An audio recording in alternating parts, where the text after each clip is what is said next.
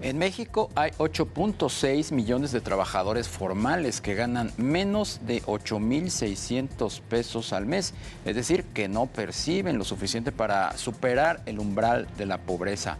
4 de cada 10 personas con salario formal no ganan lo suficiente para comprar 2 canastas básicas.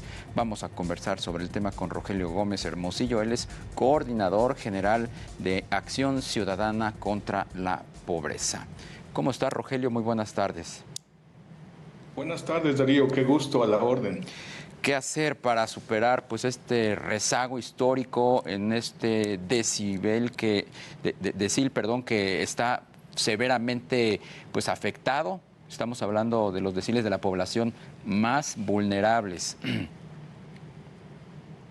Así es, Darío. Pues yo creo que lo primero es reconocer que tenemos un sistema laboral que no está funcionando bien, que no podemos festinar y tener triunfalismo cuando vemos cifras de que creció la ocupación, creció el empleo en el IMSS, pero si al mismo tiempo, como muestran estos datos que mencionas y que presentamos en la escala de trabajo digno, crece el número de trabajos informales, es decir, sin protección social, sin derechos laborales e incluso en los trabajos formales hay millones de personas, 4 de cada 10, 8.600.000, como bien decías, que no ganan lo suficiente para mantener a sí misma y otra persona fuera del umbral de pobreza. Entonces, esto lo primero pensamos es hay que reconocerlo y lo segundo, evidentemente hay que adoptar decisiones tanto por parte de las autoridades como también del sector privado y las empresas, porque en este tema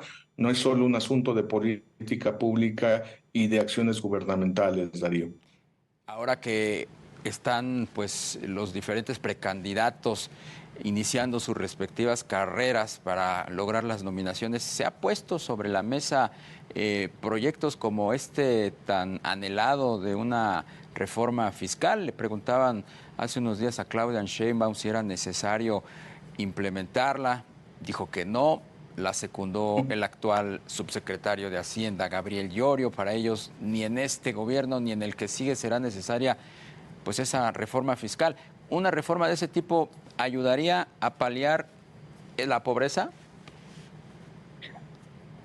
Y sí que aplica bien los recursos que se consigan, ¿no, Darío? Porque si se usan en proyectos que no dan resultados, o peor aún, en acciones de corrupción o de clientelismo político, pues a lo mejor no sirven para mucho, pero es evidente que sí, que México requiere un sistema de protección social universal, arrancando por el acceso a servicios de salud, por un sistema de cuidados que permita que millones de mujeres que hoy no pueden ni siquiera salir a buscar trabajo porque están realizando labores de cuidado en su casa puedan unirse, ¿no?, a la economía, al trabajo productivo, tener un ingreso propio y con ello contribuir al ingreso del hogar y por lo tanto superar la pobreza.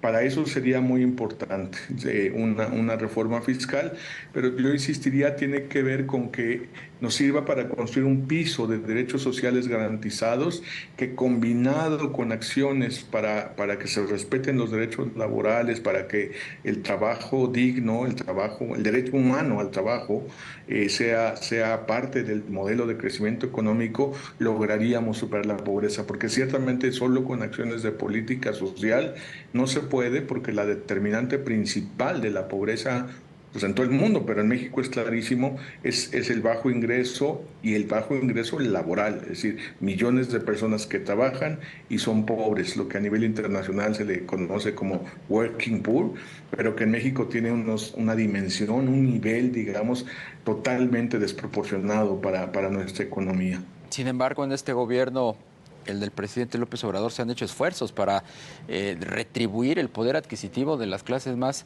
golpeadas. Se ha incrementado el salario mínimo. Eso es insuficiente aún así.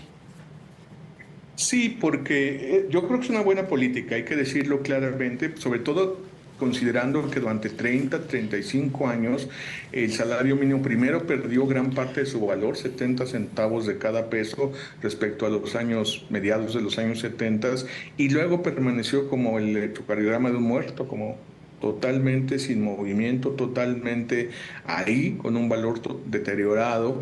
Y fue en 2017 la primera vez que inició una ligera recuperación, pero ciertamente en este gobierno, cuando ya se tomó un poco más en serio, pero no ha llegado al nivel que se supone que era la meta. Nosotros entendíamos que tanto en el programa de gobierno, bueno, en el programa de la Secretaría del Trabajo y de la CONASAMI, como en los organismos empresariales que participan en esta decisión, sobre todo Coparmex, había un acuerdo de que fuera suficiente, le llamaban para cubrir la canasta familiar, que no es otra cosa que dos canastas básicas, y que justamente de ahí viene, Darío, nuestro umbral, de que decimos que el umbral de pobreza es un salario de dos canastas básicas, porque es lo que se requiere para que por lo menos quien trabaja y una persona a la que mantiene, o una familia de cuatro con dos personas que trabajan, puedan superar la pobreza, por lo menos en el nivel de ingresos. Y esto es clave, y si bien ha habido una recuperación,